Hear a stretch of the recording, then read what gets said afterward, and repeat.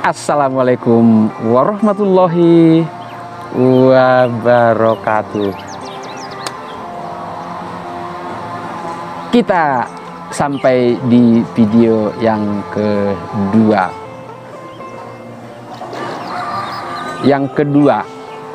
Ini saya kasih judulnya ilmu thariqah atau tarekat adalah ilmu sesat. Pangapunten kepada para ahli thariqah, ahli tarekat Indonesia, ahli tasawuf Indonesia.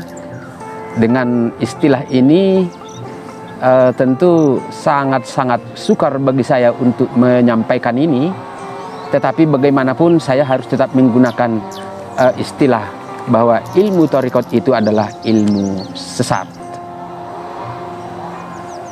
Pertanyaannya, kenapa dikatakan ilmu thariqat itu ilmu sesat? Bukankah itu ilmu menuju Allah?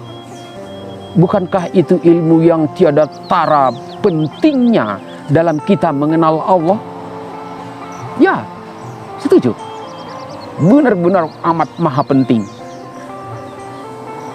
Tetapi kalau kita melihat tadi yang pertama, bahwa filsafat dan psikologi adalah ilmu sesat, dan kita telah melihat bagaimana ketersesatannya itu. Tersesatnya itu bukanlah salah atau benar di ilmunya, tetapi yang tersesat itu adalah terletak pada hakikat dari ilmu itu sendiri. Kenapa bisa begitu? Mari kita cermati proses yang terjadi dalam para ahli thariqat itu menjalaninya. Kita lihat konsepnya yang mereka sampaikan dulu. Secara pengertian disebutkan bahwa thariqah atau tarekat itu adalah jalan yang ditempuh seseorang untuk menuju Tuhan melalui beberapa tahapan yang meliputi metode-metode pengarahan spiritual. Berarti ada tahapan-tahapan, ada metode-metode, dan ada pengarahan-pengarahan atau petunjuk-petunjuk dari gurunya atau mursyidnya.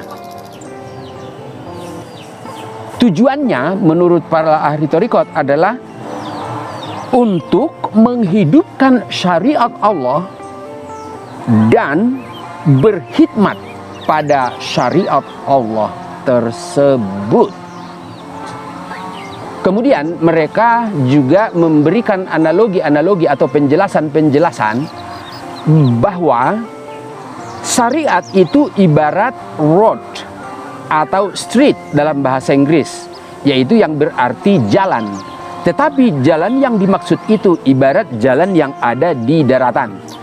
Misalkan saya mau ke Jakarta atau ke Surabaya, ada jalan raya yang begitu mudah saya ikuti dengan petunjuk-petunjuk sederhana. Saya akan sampai di Surabaya dengan mengikuti petunjuk itu. Itulah pemahaman arti dari syariat itu. Sementara kalau tarekat atau thariqah itu ibaratnya dalam bahasa Inggris itu faith atau way. Artinya sama-sama jalan.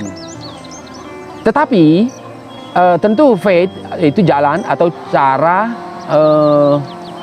ya sama jalan, tetapi dia maknanya itu kalau itu lebih abstrak. Itu bisa diibaratkan perjalanan laut, perjalanan di padang pasir, ataupun mungkin pesawat udara, di mana tidak ada jalan yang khusus seperti di darat. Tetapi untuk kita bisa tidak tersesat itu harus dengan petunjuk-petunjuk dari kompas atau mungkin perbintangan atau arah angin dan sebagainya dari alam itu sendiri.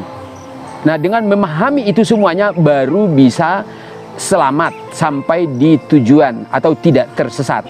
Nah, karena begitu itu lebih sukar, makanya dibutuhkanlah mursyid atau guru-guru yang telah pernah mungkin melalui daerah itu atau tempat itu, sehingga karena dia sudah pernah mengalami, sehingga dia bisa membimbing tidak tersesat. Nah, itu analogi yang disampaikan oleh para ahli thariqah. Kalau boleh saya ringkaskan, berarti baik syariat maupun thariqah itu sama-sama artinya itu jalan. Kalau kita dalam agama berarti itu din, jalan, din. Ya memang betul, din atau agama. Berarti agama itu adalah din, din adalah jalan menuju Allah. Itu makanya mungkin disebut thariqah itu adalah jalan yang ditempuh seseorang untuk menuju Tuhan. Nah, kalau demikian, di mana letak ketersesatannya? Kenapa tadi di awal disebut ilmu thariqah itu ilmu sesat? Ya, secara sederhana, seperti teori alam bawah sadar, hukum alam, itu juga sebenarnya karena itu ilmu-ilmu umum, itu lebih mudah dijelaskan karena lebih banyak dipraktekkan dalam kehidupan. Sedangkan ilmu thariqah ini lebih sedikit, jadi kalau saya mau menjelaskan kepada ahlinya mungkin agak mudah, tapi kalau kepada umum, apalagi ini video publik, memang saya merasa akan lebih sukar. Namun tetap saya coba secara sederhana. Ketersesatannya itu ada pada hakikatnya. Secara sederhana saya tambahkan bahwa dia tersesat karena dengan metode-metode, tahapan-tahapan, dan harus ada guru-guru pembimbing yang memberi petunjuk-petunjuk. Jumlah penduduk Indonesia itu 260 juta orang lebih. Dan jumlah penduduk bumi itu miliar manusia. Bagaimana mungkin dengan guru mursyid yang begitu terbatas bisa menjadi pembimbing, pemandu semua jumlah yang begitu tak terhingga sampai miliaran? Artinya metode-metode seperti itu terlalu berbelit-belit, terlalu ribet, terlalu rumit, sehingga tidak bisa dipraktekkan dengan mudah oleh setiap pribadi. Disitulah dia ketersesatannya. Namun kalau secara arti nanti mungkin saya akan bisa langsung bicarakan secara internal dengan para ahli dan ulama. Ini hanya saya memberikan pemahaman secara umum saja untuk dipahami oleh para putra-putri ibu provinsi yang masih awam. Kemudian solusinya apa? Apakah ada cara thariqah atau cara menuju Allah yang sederhana, mudah, dan bisa diikuti atau bisa dilakukan, dipraktekkan oleh semua orang tanpa kecuali, baik itu bangsa Indonesia ataupun bangsa-bangsa lain? Itu dia yang menurut saya bagaimana bisa dikatakan Indonesia mercusuar dunia.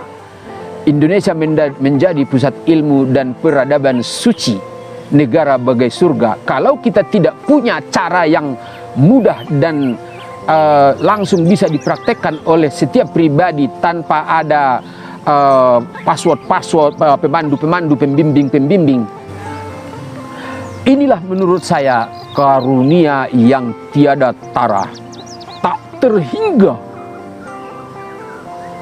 Bagaimana Indonesia bisa berubah menjadi pusat ilmu dan peradaban suci, negara bagai surga, dengan ilmu thariqah tadi itu. Tetapi kita yang cara sederhana, seperti yang tertulis di buku Rahasia Iman. Apakah saya harus sampaikan lewat video publik seperti ini?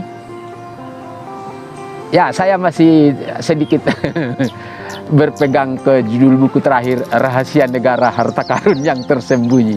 Sangat menarik menurut saya untuk membicarakan itu, tapi biarlah dengan para ahli dan ulama Indonesia. Kemudian setelah kita bicarakan secara internal, karena merekalah yang punya kemampuan komunikasi, kemampuan menyampaikan sebagaimana mereka sudah terbiasa sebagai ustadz, sebagai kiai, sebagai ulama, biarlah kelak mereka yang menyampaikannya. Dari saya mungkin hanya petunjuk ilmunya saja, atau dasar-dasar ilmunya saja yang telah nanti kita bicarakan internal. Setelah mereka terima, biarlah mereka yang menyampaikan kelak. Saya kira itu saja. Sekali lagi pangapunten, mohon maaf kepada para ahli dan ulama Indonesia, khususnya kepada para bapak, ibu, sesepuh, ahli thariqah, ahli tarekat, ahli tasawuf. Mungkin saya menyebut nama Nuwun Sewu, Pak Buya Ar-Razi, Pak Abdul Somad, ada Bapak Adi Hidayat, ada Bapak yang lain-lain. Semoga dari gambaran itu bisa menghubungkan ilmu-ilmu kita, dan ada peluang, ada jalan yang Allah berikan untuk bisa kita bertemu secara tatap muka dalam forum resmi. Saya kira sebegitu saja untuk yang kedua ini. Terima kasih. Saya akhiri. Assalamualaikum warahmatullahi wabarakatuh.